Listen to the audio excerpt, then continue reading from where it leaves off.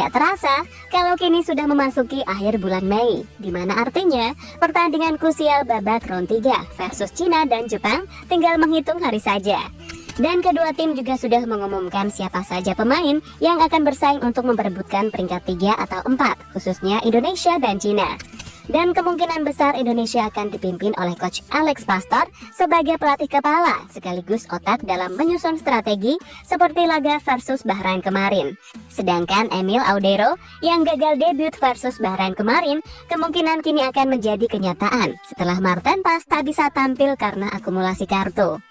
Dan dengan segala formasi, serta kedatangan pemain baru yang tak bermain di leg pertama di Qingdao Stadium, jelas Indonesia akan menampilkan permainan yang berbeda di GBK nanti. Lantas seperti apa? Mari kita ulas selengkapnya. Ya, suka nggak suka, kalau kekalahan 1-5 dari Australia di laga debutnya Patrick Kluivert sebagai nahkoda baru timnas Indonesia tak bisa dipungkiri, telah menjadi pukulan berat sekaligus trauma bagi timnas Indonesia. Skuad Garuda yang diharapkan mampu memberikan perlawanan ternyata gagal menghadapi pendekatan strategi The Socceroos yang menunggu timnas melakukan kesalahan. Di gol pertama Australia, kesalahan terjadi saat Nathan dinilai melakukan foul di kotak penalti. Sedangkan gol kedua terjadi tatkala Indonesia menerima counter attack. Gol ketiga Hey kehilangan bola di tengah, dan gol keempat dan 5 kita kalah di duel-duel corner kick akibat kurangnya persiapan antisipasi set piece di timnas Indonesia. Jelas, ini bukan soal kualitas individu pemain. Ada strategi yang belum jalan, ada chemistry yang belum terbangun. Dan sekali lagi, hal ini telah membuat tekanan untuk timnas Indonesia makin besar. Bukan hanya dari ekspektasi publik, tetapi juga dari posisi di klasmen grup yang menuntut poin penuh untuk menjaga asa lolos ke Piala Dunia.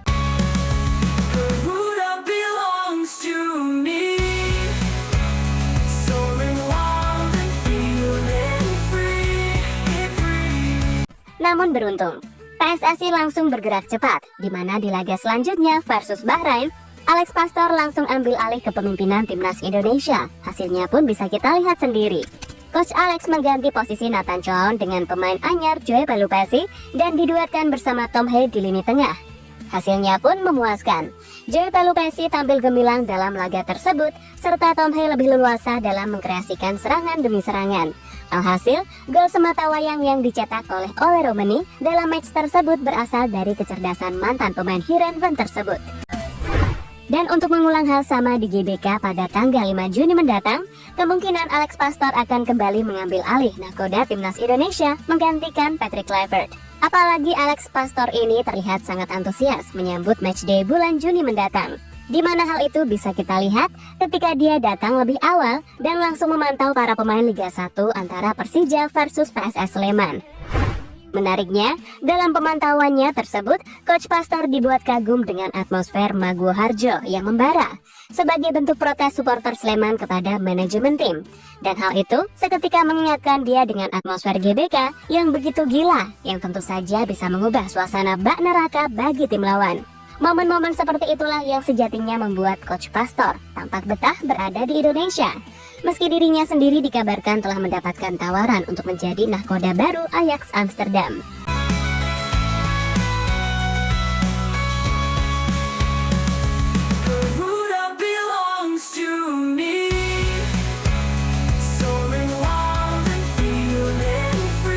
Ole, Eliano, dan Lily Pali jadi trio lini serang.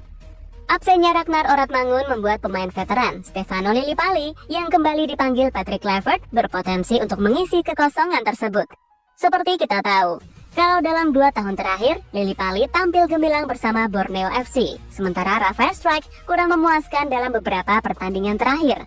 Selain itu, di klubnya sendiri dia juga kurang mendapatkan jam bermain. Sementara Ole Romeni menjadi pemain paling menonjol di 2 laga terakhir versus Australia dan Bahrain. Kecepatan, kerja keras, dan kemampuannya menciptakan ruang memberi harapan baru bagi lini serang Indonesia. Dan 2 gol di 2 laga debutnya seolah mengirimkan sinyal positif jika Indonesia punya sosok yang bisa diandalkan. Selain itu, Eliano Renders juga yang masuk menggantikan Rafael Strijk di babak kedua juga tampil impresif. Eliano menunjukkan kreativitas, visi permainan, dan ketenangan yang membuatnya layak mendapatkan perhatian lebih. Selain itu, akhir-akhir ini Eliano menjadi salah satu sosok yang tak tergantikan bersama timnya di Eredivisie Belanda. Bahkan baru-baru ini, dia berhasil membawa timnya meraih kemenangan, dan Eliano berhasil mencetak 1 gol. Garuda belongs to me. Soaring wild and feeling free.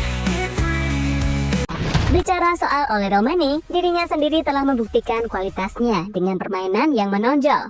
Melawan Australia dan Bahrain, kecepatannya dalam menusuk pertahanan lawan dan kemampuan duel 1 lawan 1 membuatnya sulit dihentikan.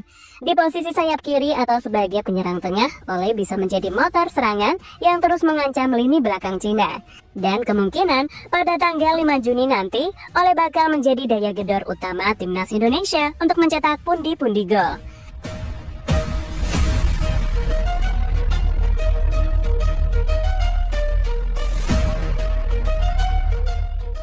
Dan terlepas dari apapun, semoga aja pada bulan Juni nanti para pemain kita fit 100%. Khususnya Kevin Dix, Marcel Gers dan juga Dean James yang dilaporkan masih mengalami cedera. Dan jika semuanya pulih 100%, timnas bisa menampilkan performa maksimal dan tentu saja 3 poin wajib untuk diraih. Together we won't lose our way. Emil Audero 99% debut di GBK.